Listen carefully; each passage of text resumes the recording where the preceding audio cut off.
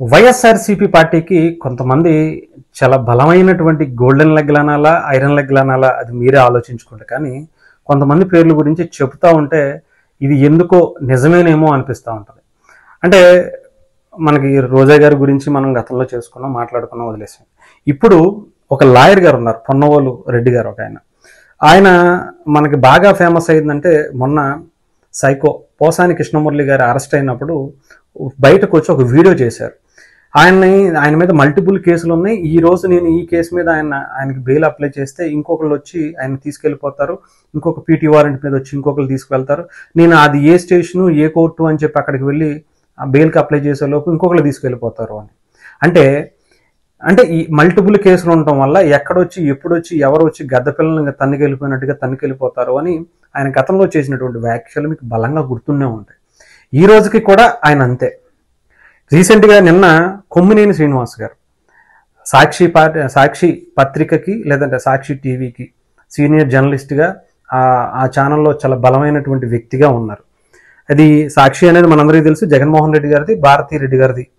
అయితే ఆయన చేసినటువంటి వ్యాఖ్యలకు ఆంధ్రప్రదేశ్లో కేసులు పెట్టడం జరిగింది. ఆయన అరెస్టు చేసి నిన్న 14 రోజుల రిమాండ్కి పంపించడం కూడా జరిగింది. వెంటనే తెలుసు కదా, జగన్మోహన్ రెడ్డి గారు పలానా పొన్నవోలు ఆ రెడ్డి గారిని, లాయర్ గారిని ఆయన కోసం పంపిస్తే యాజ్ యూజువల్లీ ఆయన ఏం చేస్తారు, ఎస్ మేము ఇక్కడ అప్లై చేసాము, ఇంకో కేసు ఉందంట, దాంట్లో ఆయనకి మళ్ళీ కొట్టేశారు అని. నిజంగా సక్సెస్ఫుల్గా ఈయన మరి ఎవరి కోసం పనిచేస్తున్నారని మనం చెప్పాల్సిన అవసరం లేదు. కానీ మొత్తానికి ఏంటంటే పొన్నవోలు రెడ్డి గారికి సంబంధించినటువంటి ఏది పట్టుకున్నా వాళ్ళకి అద్భుతమైనటువంటి ఫలితాలను ఇస్తుంది. అది మొన్న మన కోడాల నాని గారు,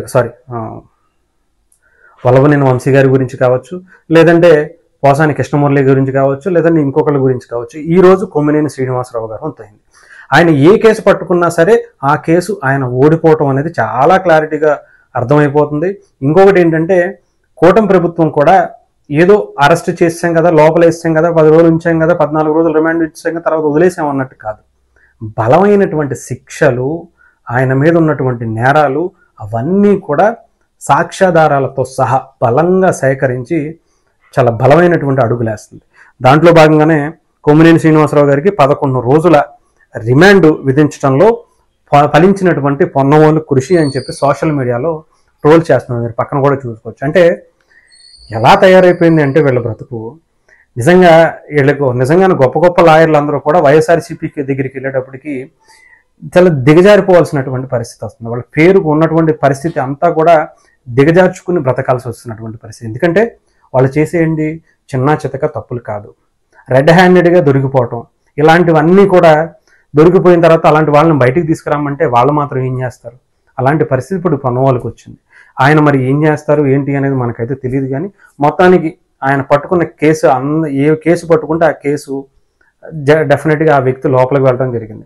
ఇప్పటికే వైఎస్ఆర్సీపీకి సంబంధించినటువంటి నాయకులు అందరూ కూడా పొన్నవోలు గారిని మాత్రం మాకు పంపించకండి, దయచేసి ఆయన కేసు పట్టుకున్నారు అంటే వాళ్ళకి బెయిల్ రావటం అనేది కష్టమైపోతుంది, మాకు పక్కాగా జైలు జీవితాన్ని ఆయన చూపిస్తున్నాడు, దయచేసి ఆయన పంపించొద్దు అని కోరుకుంటున్నారట.